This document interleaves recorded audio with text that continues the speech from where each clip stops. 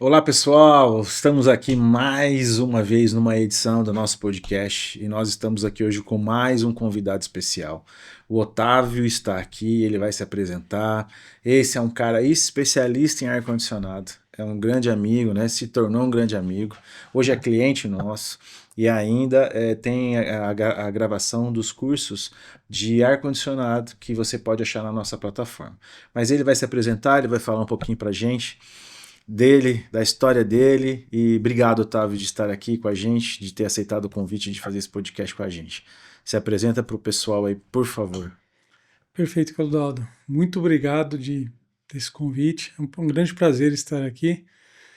Eu sou Otávio, sou formado em Engenharia Mecânica pela FEI.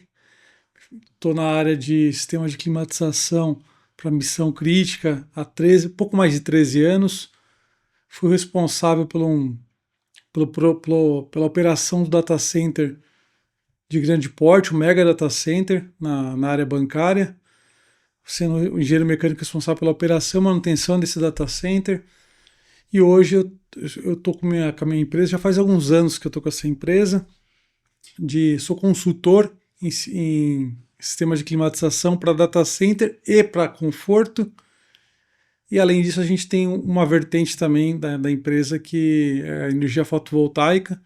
A empresa é de soluções energéticas, uma empresa chamada AZ Soluções Energéticas. Então, toda solução, projeto de equipamentos de fotovoltaicos e projetos de equipamentos de sistema de ar-condicionado nós fazemos. Temos também a parte de instalação e manutenção desses equipamentos.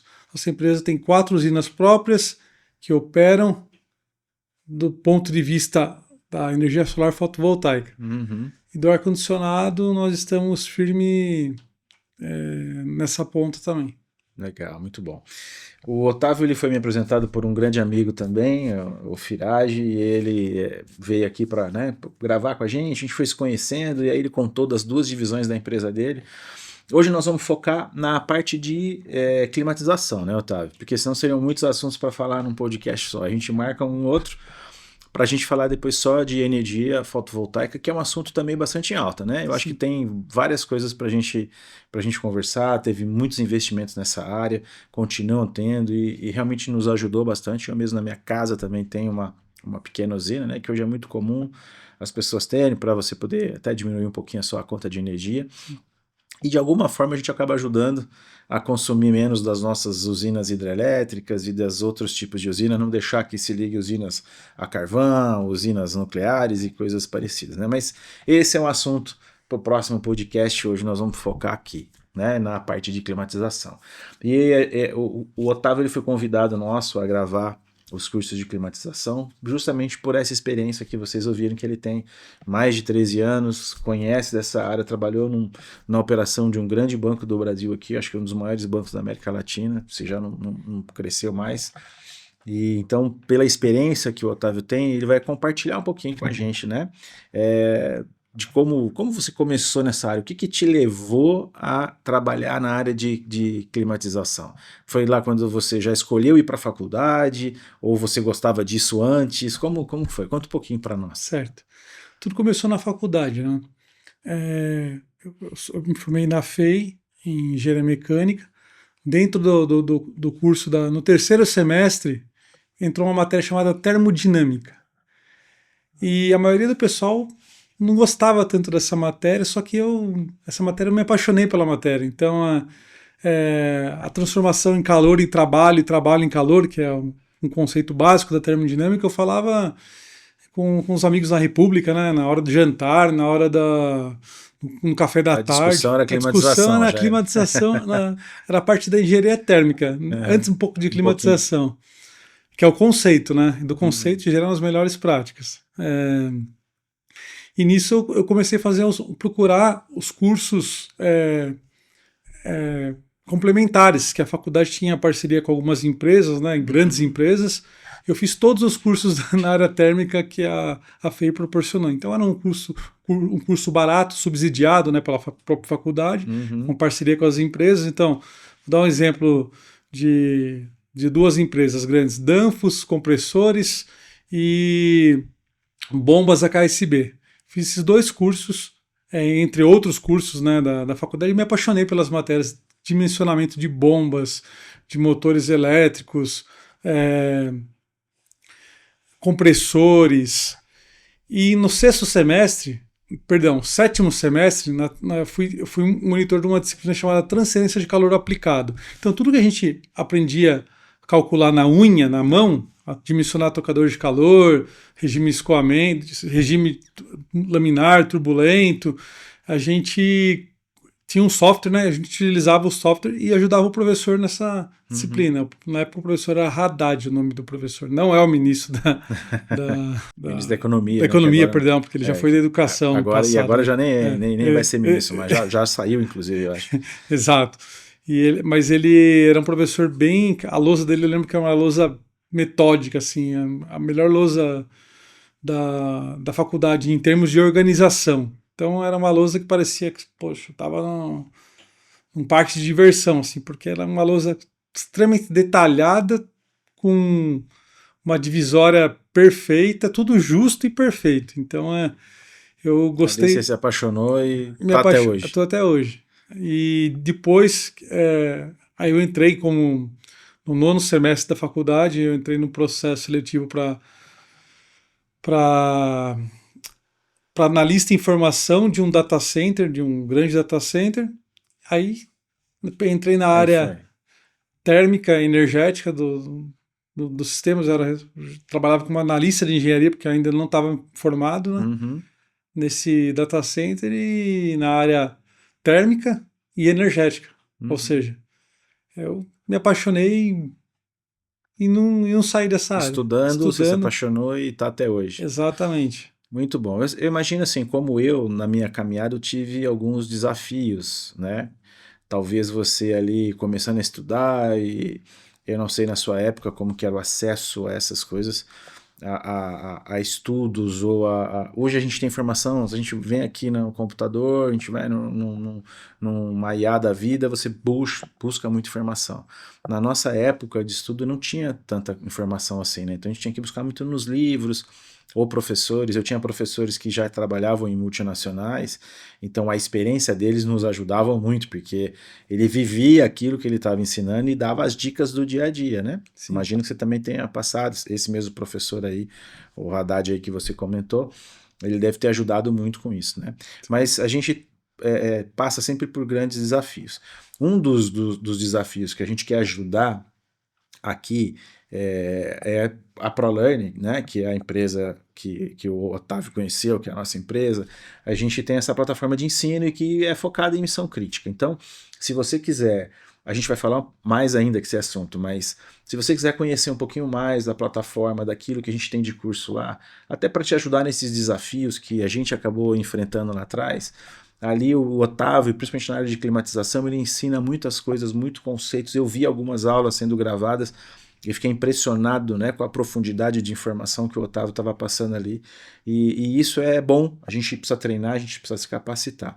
Então conta um pouquinho para nós, teve os desafios seus, foi isso que eu comentei com você, assim, coisas de falta talvez de muita documentação ou de especialistas nessa área para que você pudesse desenvolver, ou foi tranquilo para você nesse sentido?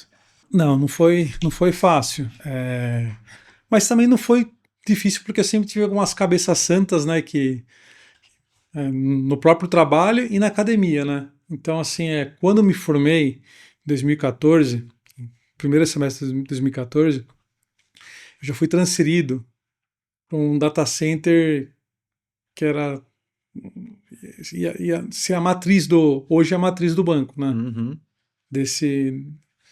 É um data center principal, né? E na época estava em fase antes de comissionamento, estava terminando a instalação, início do comissionamento. Então eu me formei e já me mandaram para lá, para ser responsável pela parte de engenharia mecânica desse data center. Só que eu tinha 2 anos de experiência trabalhando no banco, né, na área de missão crítica. Quando eu entrei quando eu me mudei, né, para o interior, e chegou a ter 800 pessoas trabalhando uma obra, 3.000 pendências, Meu Deus, por onde que eu vou começar? Por onde eu Que eu começo? começo. Então, tinha muita coisa que era nova para mim, assim, porque é normal, né? Normal, Eu você é tava recém-formado, você não tem. recém-formado. Falei, nossa, eu preciso fazer um curso mais aplicado para projetos, manutenção, sistemas de especificamente para ar-condicionado, projeto. Uhum. E isso mudei para o interior em julho de 2014, em janeiro de 2015. Finalização do comissionamento, eu comecei um curso na Brava, em São Paulo. Então, 2 vezes por semana, pegava o carro do interior, vinha para São Paulo Fazia o e fazia o treinamento. treinamento e voltava. Um curso 10 máquinas, né? Com professores que são, assim, os Já engenheiros de engenheiros mercado. de mercado. São dois professores. A aula era dupla, né? O Oswaldo Bueno e o Mariani. O Mariani é um dos maiores especialistas de ar-condicionado do Brasil, os dois. Legal. E o Oswaldo Bueno, toda a aula ele ia complementando com experiência prática. Nossa, esse trocador de calor, essa torre de resfriamento, na minha época eu projetava assim, mas se não tiver um approach de 2 não vai funcionar. Aí isso o Oswaldo Bueno falava na aula. E o Mariani, na teoria, complementando. Então as aulas eram muito dinâmicas. Que legal. E 10h30 da noite acabavam as aulas. Como eu estava num aprendizado muito bom e com professores que gostavam de ensinar. Então, até um abraço para o Mariane e Oswaldo Bueno. Faz anos que eu não vejo vocês, mas eu sinto muita gratidão pelo que vocês me ensinaram. Eles ficavam comigo, os dois, tirando as dúvidas. E eu, dúvidas de data center. Não, esse trocador de calor teve isso, professor. Como que a gente pode solucionar esse problema? Deu uma pressão de 780 kPa aqui no condensador. O que eu posso fazer para diminuir essa pressão e aumentar ainda mais a eficiência energética do sistema? Eles explicavam e iam profundo. Então, assim, toda vez que eu falava com eles, eu ia com 2 dúvidas, saía com 10.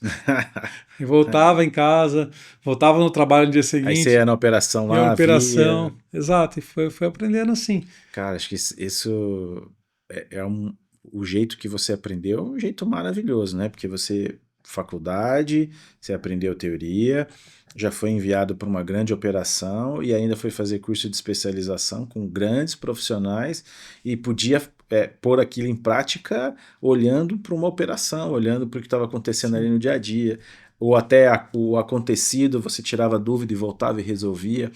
Então, assim, eu percebi mesmo, né? Hoje eu estou até conhecendo um pouquinho mais da história do Otávio, que a bagagem, né, que ele carrega em termos de conhecimento, inclusive se você pegar todos os números, todos os nomes, né, eu fiquei impressionado, né, foi como que o Otávio consegue guardar tanta informação na cabeça, assim, mas daí tá a chave, né, você ter bons professores que você teve, você já até agradeceu eles aí, e isso é importante, né? Por isso que a gente fala, a ProLearning tem essa coisa de questão de querer ensinar com bons profissionais, porque a capacitação, a gente nunca perde nada, a gente só soma nosso conhecimento. Então, qualquer curso que você fizer, isso vai te trazer alguma coisa. Talvez você não use muito para o dia a dia, talvez algum curso simples que você faça, mas alguma coisa você sempre aprende, você sempre adiciona ao seu conhecimento, né? Muito legal isso. E assim, eu sempre quando eu comecei, né, minha carreira trabalhando com equipamentos de missão crítica, e eu estava falando com a pessoa que a gente fez podcast aqui, falando sobre gerador, eu lembro lá atrás, porque eu comecei ainda, não era data center, era CPD, né, os Centros de Processamento de Dados, e usava-se muita água gelada naquela época dos mainframes, né, lembro, grandes tubulações que passavam de baixo, o piso elevado era enorme, porque as tubulações ocupavam espaço, e para fazer o resfriamento dos equipamentos. Hoje já caiu um pouco mais em desuso isso, você tem estruturas menores, mas ainda, né, continua utilizando em alguns casos a água gelada para poder refrigerar, e ainda a gente tem agora todo a inteligência artificial que esquenta demais, porque é muito processamento, as placas que fazem isso, os servidores. Então, eu imagino que hoje inclusive os engenheiros que cuidam dessa parte, né, de fazer projeto, precisam ser muito mais capacitados ainda, porque a tecnologia está avançando. Os equipamentos, eu lembro que a gente falava lá de 3 kVA num rack, 5 kVA, 7 kVA, 10 kVA, nós estamos falando de racks hoje de 100 kW dentro de um rack. Cara, isso é 100 kW, era uns data centers que a gente projetava para provedores de internet, coisas desse tipo, né? E assim, eu imagino que isso seja um grande desafio, né, Otávio? Você conseguir fazer bem um projeto para as tecnologias atuais, né? Conta um pouquinho para nós assim as diferenças dessas tecnologias, esses desafios que a gente tem aí. A engenharia, a tecnologia evolui muito rápido. E a engenharia não evolui na mesma velocidade. A engenharia de facilities, ar-condicionado, não evolui na mesma velocidade que a parte de TI. Vou dar um exemplo. Um data center, quando nós projetamos um data center, nós projetamos data center até mais do que 5 anos. Só que para acima de 5 anos, é muito difícil a gente enxergar o que vai ter, né? Então, quais são as novidades que vão sair? Exato. Então o projeto tem que ser bem flexível, né?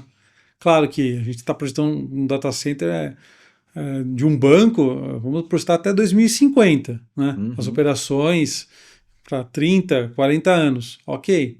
Só que passou de 5 anos, os equipamentos mudam e mudam muito. Então, assim, equipamentos que antes eram de 1 kW, como você tinha dito, viram de 10, 15, 20 kW, produzindo muito mais. Entendeu? Então, para isso, para essas diferenças de densidade térmica, tem que ter diferentes tecnologias para retirar o calor desse ambiente. Uma vez que a gente está injetando 1 kW elétrico, vira 1 kW térmico, por efeito Joule. Então, no mínimo 1 kW você vai ter que tirar desse ambiente, certo?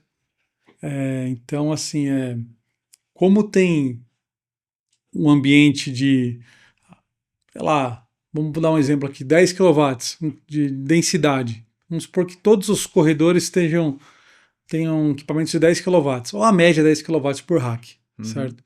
Você vai ter equipamentos perimetrais, né? Você vai utilizar fan coil ou até crack, né? Expansão direta. Né? Agora, acima disso daí, poxa, 15 kW, 20 kW por rack, já fica uma solução meio que inviável, porque como você vai ter uma quantidade de ar suficiente para retirar esse calor? Aí você tem que colocar in-roll, né, que são equipamentos próximos da carga, para poder refrigerar esse ambiente, climatizar, porque a climatização, o pessoal confunde, né? Climatização é diferente de refrigeração. Climatização é você controlar quatro variáveis simultâneas: temperatura, umidade, distribuição, que tem a ver com a velocidade do ar nos ambientes, e pureza. Se não tiver essas 4 variáveis controladas, não é ar-condicionado, não é climatização. Refrigeração é só diminuição de temperatura. Então, assim, você tem que controlar as 4 variáveis. Peraí, essa informação é uma informação extremamente importante para o pessoal que vê, porque isso sempre foi uma discussão muito interessante, porque assim, a gente sentava com provedores de internet para conversar, falava, não, eu uso ar de conforto e tá tudo certo, tá refrigerando meus equipamentos. Ok, você está resfriando, né, a temperatura, você está baixando a temperatura porque os equipamentos não atingem uma temperatura que eles desligam, né? Repete para nós esses 4 pontos. Esses 4 pontos é ligado à climatização de ambientes de missão crítica. Qualquer climatização. Conceito, isso é ASHRAE. ASHRAE e a Brava aqui. Mas isso vale para conforto também? Para conforto também. Ah, ok, perfeito. Mas para missão crítica ainda mais, né? Porque é missão crítica. Você tem que controlar 4 variáveis do sistema de condicionamento de ar, em climatização. Ou seja, temperatura, distribuição, que tem a ver com a velocidade do ar, pureza e umidade relativa. Se você não controlar uma dessas variáveis, não é ar-condicionado. É um resfriador, é um refrigerador, não é ar-condicionado. Entendi. Então, na missão crítica, o que você tem é um controle muito maior, principalmente na parte de umidade, que não pode ter muito, a velocidade e a temperatura, a pureza, por causa de filtros, para não entrar sujeira, né? Mas aí você tem a questão da climatização, na verdade, na temperatura, é aquilo que o equipamento precisa na outra ponta, para ele Exato. ficar dentro daquele número que o fabricante colocou lá como o ideal, que hoje, no fato de 23 graus dentro do data center, não está ruim, Sim, dependendo tá ótimo. do tipo de aplicação. Mas a gente tem uma aplicação, eu estava falando de inteligência artificial, e eu vi uma mudança absurda nos últimos 5 anos. Uma empresa que fazia placa para jogo, eu lembro até que eu tinha um computador que eu nunca gostei de jogar, mas era por outro motivo, porque eu faço até hoje, né, lives, mas aí eu tinha uma placa de processamento da NVIDIA, e hoje nós temos a NVIDIA como uma empresa que se tornou talvez a maior fornecedora de placas de processamento por causa das GPUs para inteligência artificial. E aí a climatização é um ponto extremamente crítico, porque elas aquecem demais e você precisa resfriar para que ela trabalhe dentro de um nível de temperatura adequado para elas não desligarem, né? E a gente vê que houve uma mudança muito grande nas tecnologias, porque um monte de empresas começaram a fazer o famoso liquid cooling, você fazer refrigeração com líquido, e aí tem vários líquidos. Eu mesmo fui numa feira nos Estados Unidos, que a gente fez até teste de colocar as placas dentro de óleo, aí tinha outros fluidos que se usavam, então se fazia teste de vários tipos, né? Não é fácil você projetar uma solução dessa, mas hoje não tem como fugir disso para a inteligência artificial. Existe alguma outra coisa que dá para usar? Ou hoje é o caminho que tem disponível? Hoje é o caminho que tem disponível e cada vez mais os engenheiros, os fabricantes vão desenvolvendo fluidos. Esse fluido é um fluido dielétrico, né? Ele baixíssima condutividade. E cada vez mais os engenheiros fabricantes dos equipamentos estão desenvolvendo esses tipos de fluido para ficarem cada vez mais eficientes, né? Uhum. Ou seja, para trocar mais calor. Trocar mais calor, exato. Capacidades térmicas maiores. Uhum. E, por sua vez, não tem volta. Uhum. Mas aí foge um pouquinho de climatização, porque é refrigeração com líquido. Uhum. Entendeu? É um conceito muito mais, como posso dizer, muito mais robusto. Você vai ter que ter a climatização para poder resfriar o ambiente ainda, Sim. porque se 80% você consegue tirar no líquido, e só que esse líquido vai estar quente, então, ou seja, ele vai estar dissipando calor para o ambiente, você vai ter que tirar o calor do ambiente, então tem que ter a climatização convencional, né, com ar-condicionado, para retirar esse calor e depois jogar no sistema para poder refrigerar o calor do retorno, né? Uhum. Então você tem que ter uma torre de resfriamento ou um chiller com condensação a ar, entendeu? Tem que ter dispositivos para poder complementar o liquid cooling ou immersion cooling. No Brasil, tem mais em laboratório hoje. Isso daí. Não tem nenhum data center, pelo menos até o mês passado, nenhum data center operacional 100% com líquido e immersion cooling. Tem projetos de empresas de data center, projetos feitos já no executivo do conceito básico, projeto conceitual, o básico e o executivo, mas ainda não implementaram. Porque tem uma falta, por enquanto, de mão de obra.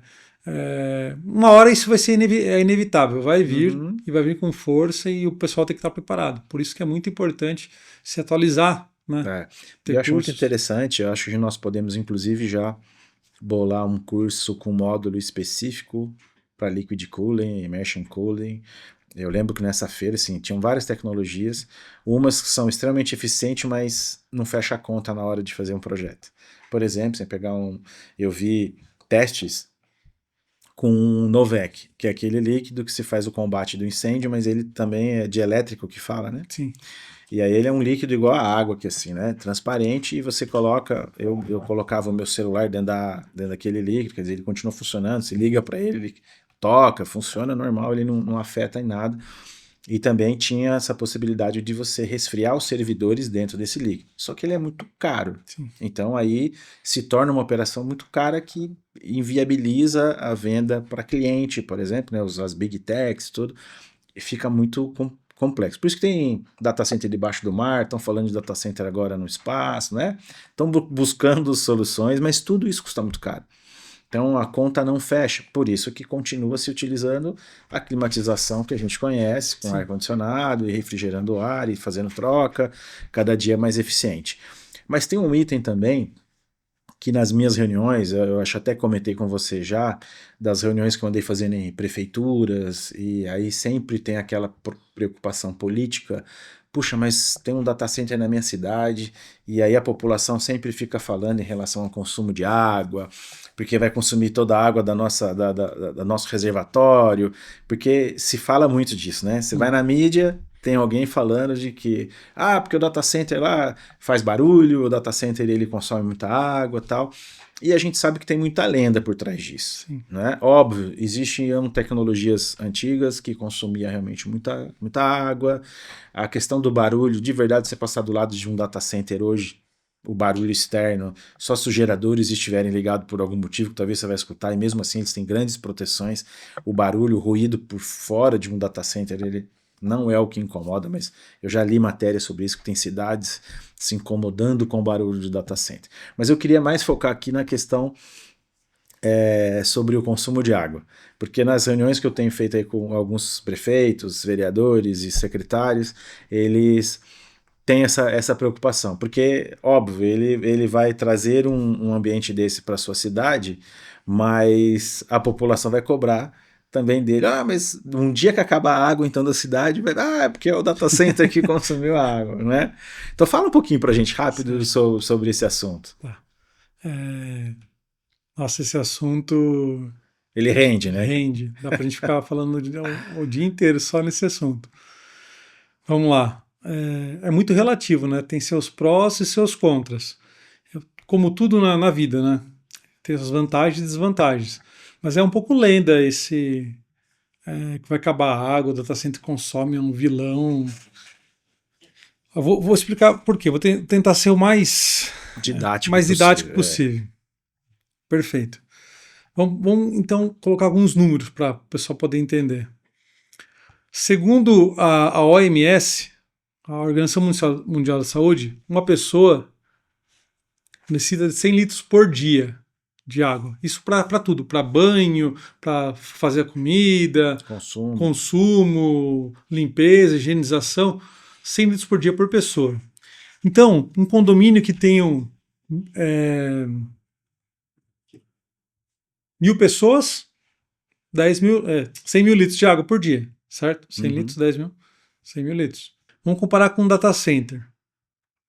Só que essa água que é consumida não evapora. Essa água das pessoas é consumida e perdida mesmo, vai para o tratamento de água, certo?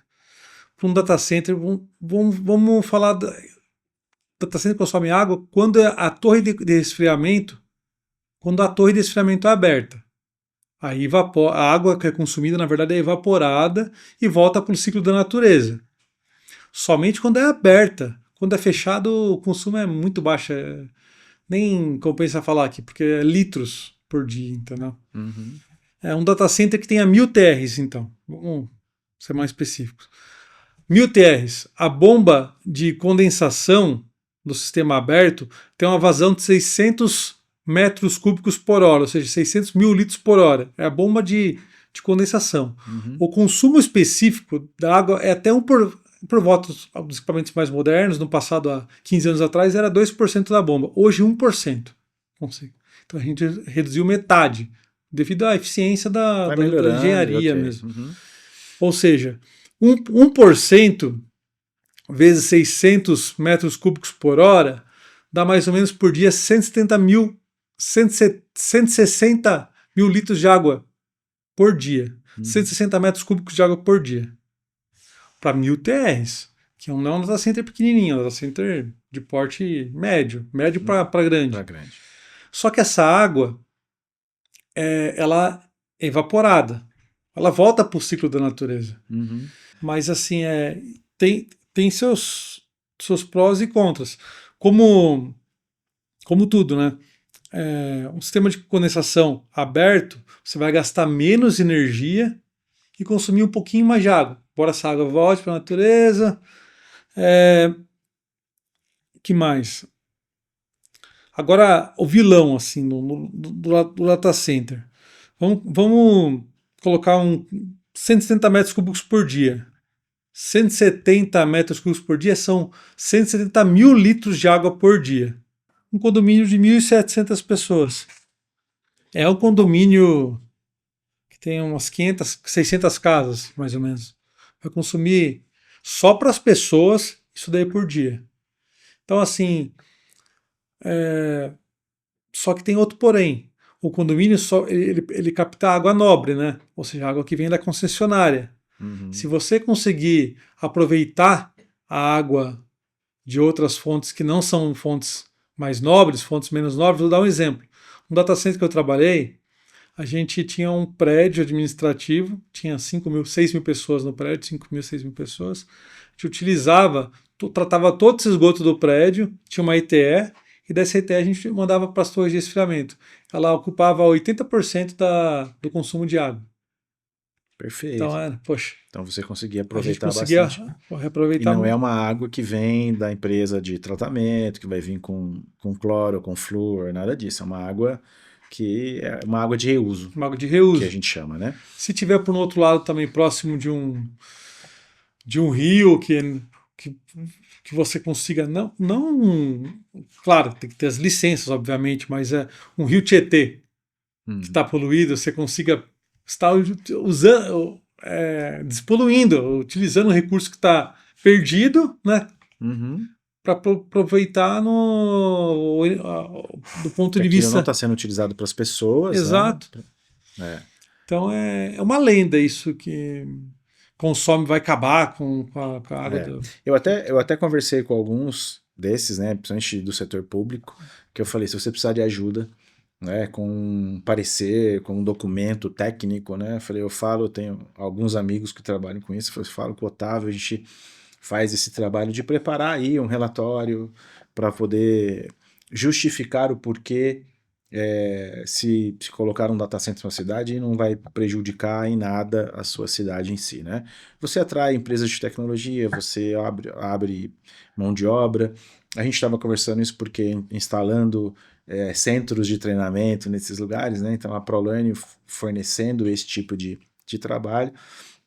E também, por outro lado, a gente também queria ter data centers na nossa cidade, para atrair essas empresas de tecnologia, porque hoje a gente sabe, a tecnologia é algo que está no nosso dia a dia, e então, mas tem sempre este receio. Por isso que eu provoquei essa pergunta em você, para que a gente já tinha conversado isso outro dia, né? Porque isso é uma coisa que o setor público, principalmente o executivo, tem a preocupação de, se eu fizer alguma coisa aqui, de manchar a minha imagem de estar consumindo a água da cidade e a população depois não reelege ele, né? Ou as pessoas que estão tão próximas ali. Muito bom. A gente tem também rapidamente a gente passar por algumas tecnologias que a gente possui, já falamos um pouco sobre isso, né? Mas rapidamente, assim, quais são, para o pessoal conhecer os nomes das tecnologias que a gente tem? Você já comentou de expansão direta, você já fez, a gente falou com água gelada, mas dá uma passada sobre esses tipos de climatização de refrigeração para ambientes críticos, de missão crítica. Perfeito. Missão crítica. Temos desde splits de precisão, né? Às vezes o cara tem uma sala, desculpa, Uma o empresa. cliente tem uma sala técnica e queira não colocar o ar-condicionado de precisão. Então temos o split de precisão, que é um split. Qual que é a diferença do split convencional de precisão? Começando por aí, né? O split de precisão ele é mais parrudo sendo do ponto de vista mecânico. As peças têm um maior tempo médio entre falhas, elas têm um maior tempo de vida útil como consequência. Foi preparado para trabalhar 24 mais horas por dia, dia. 365 dias por ano, exatamente. Tem uma disponibilidade altíssima, tem uma eficiência muito melhor, um controle mais preciso. Então, tem o controle de umidade. É algo que só que custa pouco mais, pouco não. Tem seu preço, né? Mas Sim, sim. é uma tecnologia diferente do split de conforto. Temos isso daí é de expansão direta. Tudo que eu vou falar agora é expansão direta e depois eu falo de uma pincelada no indireto. Temos também o VRF é para ambientes híbridos. Assim, eu tenho um escritório e tenho uma sala técnica ao fundo que eu queira economizar energia. Então, dá para se pensar em VRF nesse caso, né? Que é o volume de refrigerante variável, Uhum. onde você consegue ter variações de carga térmica devido ao escritório, né? No mesmo ambiente, você consegue ter um controle mais adequado com um custo um pouco melhor, Entendi. menor, né? Uhum. Isso também é um VRF, também é um equipamento para expansão direta. Temos selfs, né, de precisão, self de conforto de precisão. Self de precisão são equipamentos de expansão direta. Eles geralmente são com um condensador remoto, né, Uhum. parecido com o split, só com capacidades maiores. Então o split chega até 5 TRs no splitão, o self você já consegue até 60 TRs de toneladas de Ah. refrigeração com capacidade. Acima de selfs, a gente tem. Nós temos também in-row, né? Equipamento in-row. Esse é um dos equipamentos que a gente mais utilizou enquanto eu trabalhava com o Steam, Pereira disse, para os projetos, porque ele é muito prático, né? Prático, ele Você está tem os enrolos, próximo você da carga. projeta ali uma quantidade de equipamentos no meio dos racks e fica bonito até, né? Fica um ambiente bem bonito. Bem bonito e você realmente é muito eficiente, né? Bem eficaz. Você consegue colocar junto à carga, então não importa se.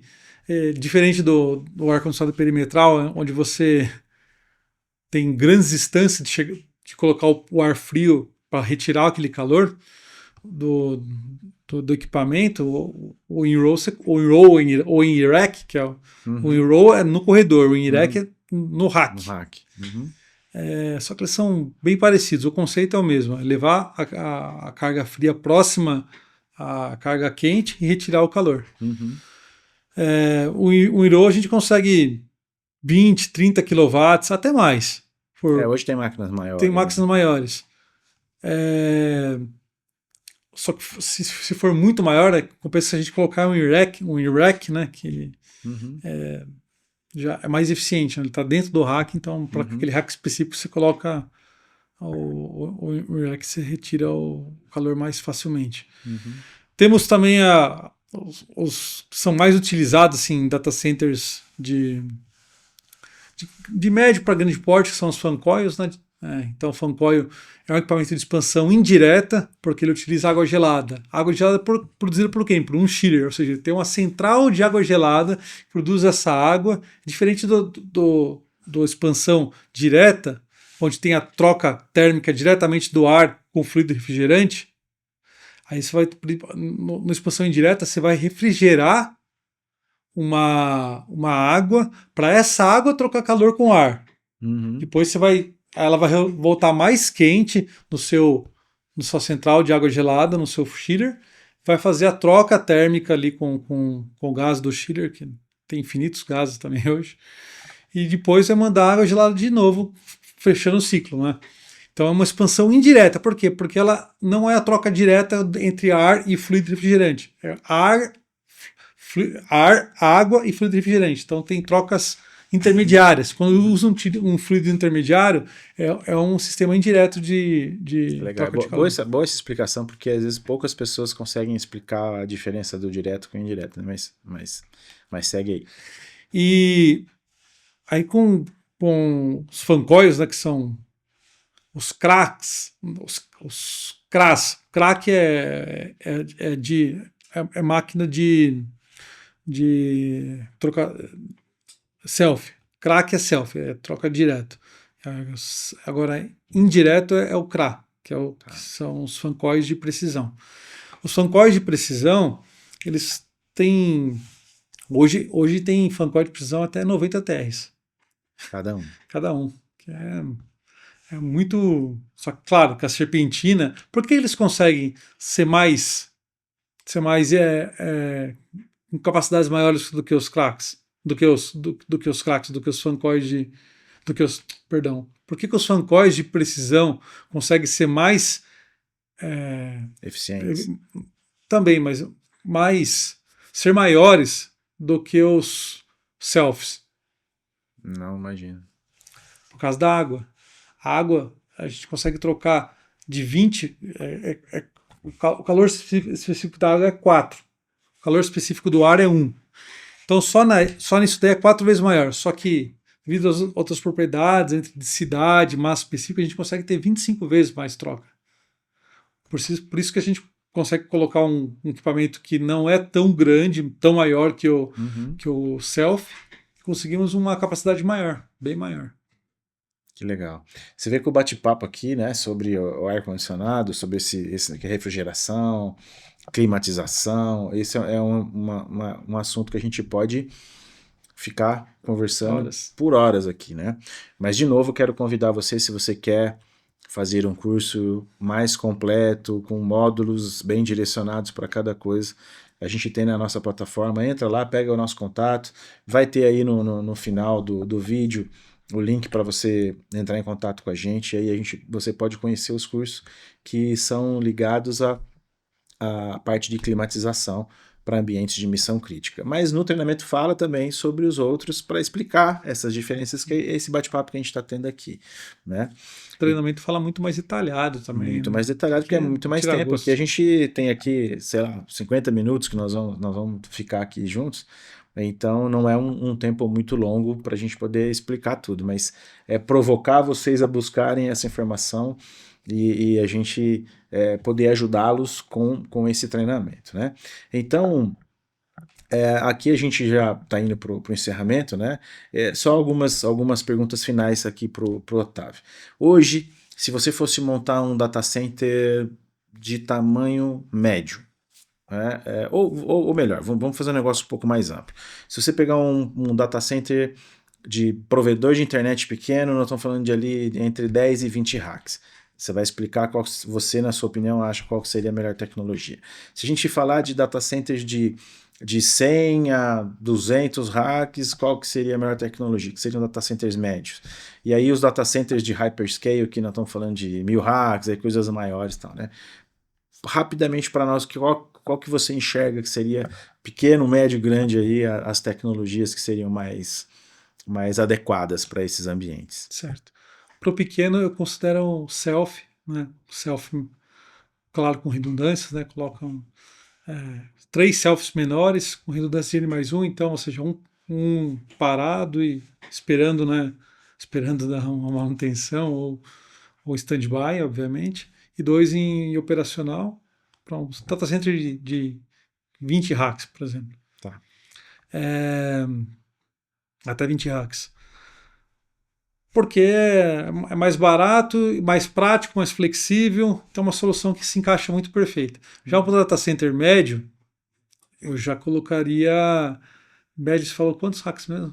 Tá ali entre 50 e 200 racks, mais ou menos. 50 e 200 racks. 50 a 100. Uma densidade de uns 8 quilowatts por rack, mais ou menos. Colocaria self também, só que quantidades maiores. Agora já um data center de 200 racks para cima, colocaria fan coil com um sistema de um chiller com condensação a ar. Por que eu falo ar hoje? Depende, né? Se tiver água, tem que analisar isso daí, né? Não, lógico, eu tô te colocando no fogo, né? Falar de três níveis de projeto assim, ninguém faz projeto sem olhar o ambiente, a flexibilidade de água ou não, a questão de energia. Não se faz data center sem você olhar isso antes, né? Porque primeiro você vai ter que olhar se a disponibilidade energética, se tem energia, tem vários subestação pontos. próxima. Tem vários pontos. Ou fazer uma subestação, aí tem que verificar na ANEEL se tem disponibilidade. Depois disponibilidade de água e cabeamento também, rede. Né? Perfeito. Não, mas legal, que bom. Otávio, não sei se você tem mais coisas para falar, comenta aí sobre como que o pessoal te encontra nas redes sociais, como é que o pessoal entra em contato com você, tem a página, imagino, da sua empresa, né? Então fala um pouquinho e a gente vai chegar aqui para se despedir do pessoal nesse dia aqui.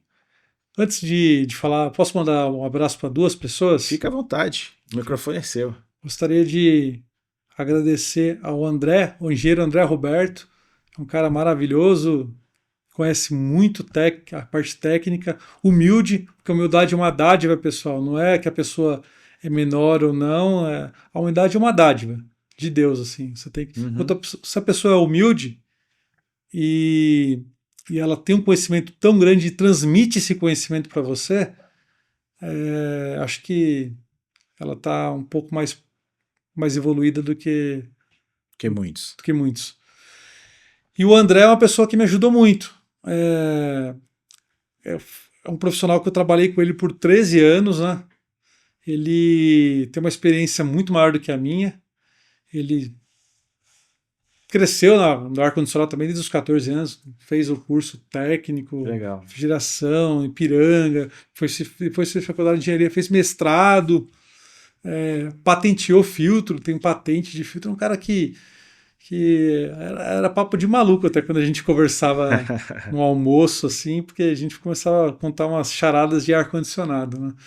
E como ele estava no trabalho, eu não tenho nenhuma vergonha de falar isso, que ele sabe muito mais do que eu. Ele me ensinava muito, então eu ia com uma dúvida para ele, você ia com 10. Depois ficava bravo, falei, poxa, André, eu perguntei uma coisa e você respondeu com outra pergunta. E, enfim, você é um cara diferenciado, André. Um abraço para você e abraço também ao meu ex-chefe, que ex-chefe vira chefe, né? Fabiano. É uma pessoa que também me motivou muito, que me transferiu para esse polo de trabalho aqui no interior, que tem uma confiança em mim, a responsabilidade que ele colocou em mim. É uma pessoa que eu sou eternamente agradecido. Que bom. E se vocês quiserem mais alguma coisa ligada, seja projeto, seja instalação, compra de equipamentos, se precisarem montar qualquer sistema de climatização, coisa, azsoluções.net. azsoluções.net, vocês procuram. Ele é nosso, que eu já falei, nosso cliente de marketing também, porque além da ProLearn tem uma outra empresa, que é a Robot Digital, que é uma agência de marketing para empresas de tecnologia, e a gente tem hoje o Otávio como nosso cliente aqui, a empresa dele, das duas divisões. A gente tem feito um trabalho, né, das duas divisões. A empresa tem divisões, como ele já explicou, de climatização, e a outra divisão, que é da parte de energia solar. Então, se você precisar, procura aí nas redes sociais que você vai encontrar as soluções e ele vai ter o prazer de montar projeto, fazer instalação, fazer manutenção preventiva, que eu sei que ele faz isso tudo.